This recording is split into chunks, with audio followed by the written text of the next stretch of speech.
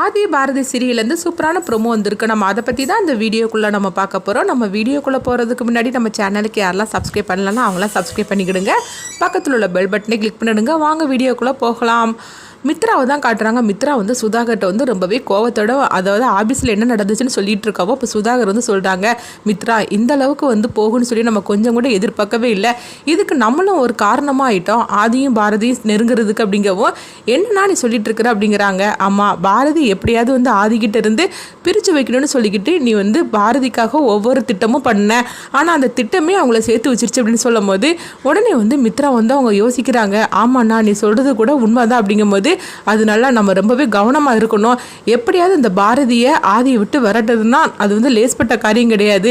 இப்போ நம்மளுக்கு வந்து அது ரொம்பவே சவாலாக இருந்துருச்சு அப்படின்னு சொல்லும் போது அப்போ மித்ரா வந்து அவங்க சொல்கிறாங்க, எங்கள் பாரு மித்ரா, அதனால நீ கொஞ்சம் அமைதியாக இரு, நம்ம இன்னுமே எல்லாமே கொஞ்சம் யோசனை பண்ணி தான் செய்யணும் அப்படின்னு சொல்லவும் மித்ராவும் சரி அப்படிங்கிறாங்க. ஆனாலும் மித்ரா வந்து எரிச்சலோடு இருந்துட்டு இருக்கிறாங்க. எனக்கு மட்டும் ஆதி கிடைக்கலன்னா ஆதியை நான் உயிரோடையே விட மாட்டேன் அப்படின்னு சொல்லிட்டு மித்ராவோட கோவம் அந்த அளவுக்கு போய் ஆரம்பிச்சிச்சு.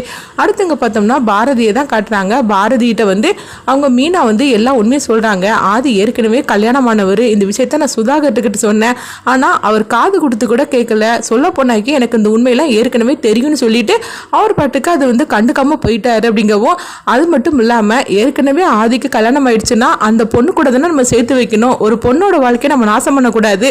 ஆனால் அதை சொன்னாக்கி மித்ராவும் சரி அவங்க அண்ணன் சுதாகரும் சரி அவர் கேட்க மாட்டேங்கிறாங்க ரெண்டு பேருமே அப்படிங்கவும், அதனால நீ தான் இந்த விஷயத்தில் எனக்கு உதவி பண்ணணும் அப்படிங்கிறாங்க.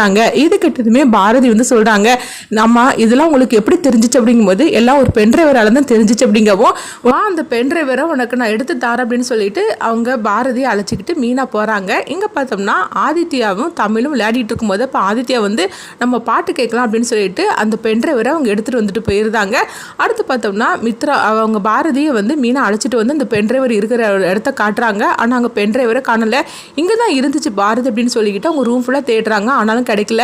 அப்போ பாரதி சொல்கிறாங்க, சரி எப்படியும் இந்த பென் டிரைவர் இந்த வீட்டுக்குள்ளே தான் இருக்கும், எங்கேயாவது இருக்கும், நம்ம தேடலாம், நீங்கள் வந்து பதட்டப்படாதீங்க அப்படிங்கவும், இல்லை பாரதி எப்படியாவது ஆதியோட மனைவி யாருன்னு சொல்லி கண்டுபிடிச்சி ஆதியோ அவங்க மனைவியோ ஒன்று சேர்த்து வைக்கணும், இந்த மித்ராவுக்கும் ஆதிக்கு கல்யாணம் நடக்கக்கூடாது அப்படின்னு சொல்லும் போது இது கிட்டதுமே பாரதி மீனாவை பார்க்குறாங்க.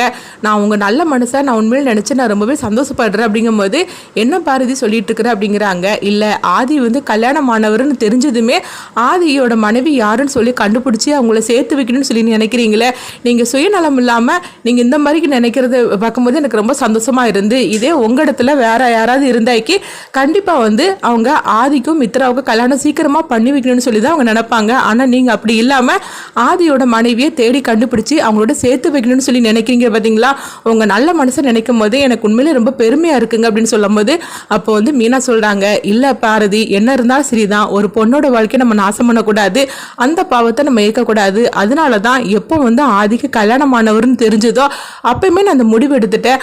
ஆனால் ஆதி வந்து கல்யாணமானதை பற்றி அவர் இது வரைக்கும் ஒரு நாள் கூட அவர் பேசினது கூட கிடையாது. ஏன் தன் மனைவியை வந்து அவர் பார்க்கணும்னு சொல்லி ஆசைப்பட்டது கூட கிடையாது. அதுதான் எனக்கும் ஒன்றும் புரியலை அப்படின்னு சொல்லவும் இது கிட்டதுமே பாரதி வந்து கொஞ்சம் அதிர்ச்சி அடைகிறாங்க.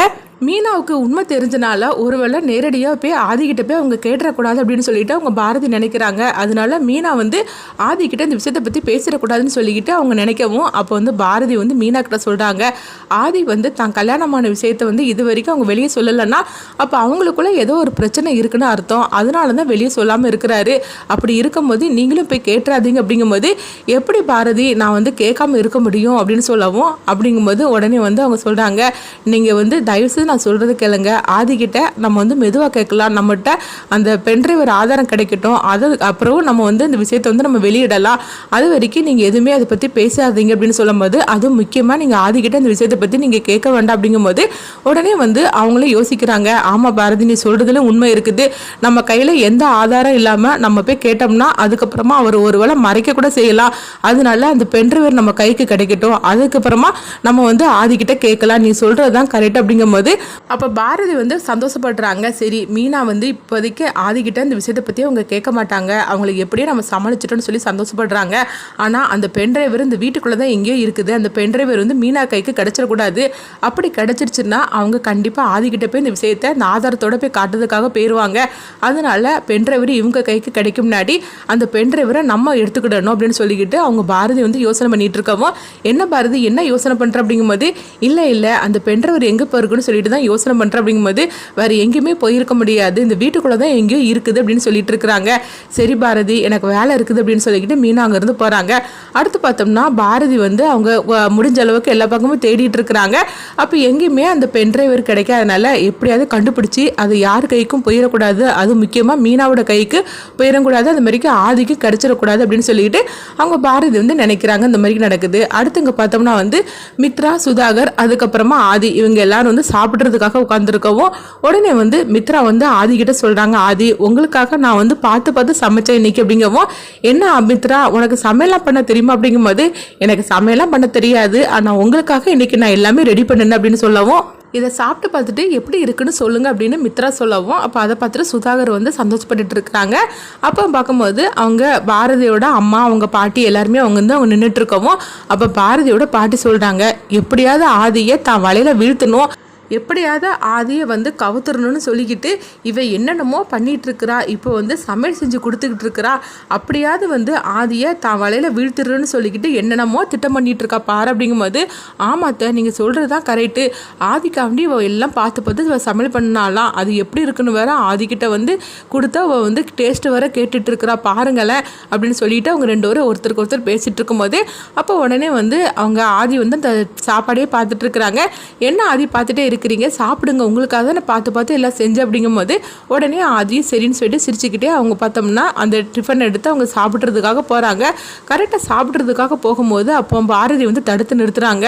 பாரதி வந்து பார்த்தோம்னா ஆதியோட கையை பிடிச்சிருந்தாங்க. அப்போ உடனே மித்ரா, சுதாகர் இவங்கெல்லாம் அதிர்ச்சி அடையவும், அப்போ வந்து பாரதியோட பாட்டி அவங்க அம்மாவை வந்து பார்க்குறாங்க, என்ன திடீர்னு வந்து பாரதி சாப்பிட விடாமல் தடுத்து நிறுத்திட்டு இருக்கா அப்படின்னு சொல்லிட்டு அவங்களும் பார்க்கவும், இப்போ மித்ரா கேட்குறாங்க, என்ன பாரதி எதுக்காக ஆதி சாப்பிட போகும்போது தடுத்து நிறுத்திட்டு இருக்கிறீங்க அப்படிங்கும்போது, அப்போ வந்து ஆதி கேட்குறாங்க, என்ன பாரதி என்ன ஆச்சுது அப்படின்னு சொல்லி கேட்கவும், இல்லை சார் உங்களுடைய உயிருக்கு ஆபத்து இருக்குது, அதனால தான் சொல்கிறேன், எதுவுமே நீங்கள் வந்து ஜாக்கிரதையாக தான் இருக்கணும் அப்படிங்கவும், இது கிட்டதுமே வந்து எல்லாரும் அதிர்ச்சி அடைகிறாங்க. அப்போ ஆதி கேட்குறாங்க, என்ன சொல்கிற பாரதி அப்படின்னு கேட்கும்போது, ஆமாம் உங்களுடைய கதையை முடிக்கணும்னு சொல்லிக்கிட்டு உங்களுக்கு தெரியாமையே உங்களை சுற்றி யாரோ வந்துக்கிட்டு இருக்கிறாங்க, அதனால நீங்கள் ஒவ்வொரு விஷயத்திலும் ரொம்பவே கவனமாக இருக்கணும் அப்படின்னு சொல்லவும், இது கிட்டதுமே மித்ரா உடனே கோவத்தோடு அவங்க கேட்குறாங்க, என்ன பாரதி நீங்கள் சொல்லிட்டு இருக்கிறீங்க, அப்போ என்னுடைய ஆதியோட கதையை முடிக்கணும்னு சொல்லிக்கிட்டு நான் இந்த சாப்பாட்டில் ஏதாவது வச்சிருக்கேன்னு சொல்லிட்டு நீங்கள் வந்து சொல்லாமல் சொல்லிட்டு இருக்கீங்களா என்ன, அப்போ வந்து ஆதியோட கதையை முடிக்கணும்னு சொல்லிக்கிட்டு நான் தான் ஆதி பின்னாடியே அலைஞ்சிட்டு இருக்கேன்னா, ஆளுகளெல்லாம் வச்சு செட் பண்ணிட்டு இருக்கேனா அப்படின்னு சொல்லி கேட்கவும்,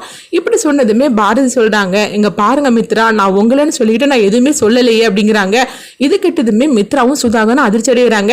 அப்போ சுதாகர் சொல்கிறாங்க, இங்கே பாருங்க பாரதி நீங்கள் இப்படிலாம் பண்ணுறது என் தங்கச்சி அவமானப்படுத்துகிற மாதிரிக்கு இருக்குது, அவள் வந்து ஆதிக்காக அவள் ஆசையாக எல்லாம் செஞ்சுருக்கிறா, அப்படி இருக்கும்போது நீங்கள் சாப்பிட வேண்டாம்னு தடுக்கிறதுல எந்த நியாயம் இருக்குது, அது என் தங்கச்சி அசிங்கப்படுத்துகிற மாதிரிக்கு இல்லையா, அவள் என்ன ஆதிக்கு இந்த மாதிரிலாம் வச்சிருவான்னு சொல்லிட்டு இருக்கீங்களா அப்படின்னு கேட்கவும், உடனே வந்து பாரதி அதுக்கு பதில் சொல்லிட்டு இருக்காங்க.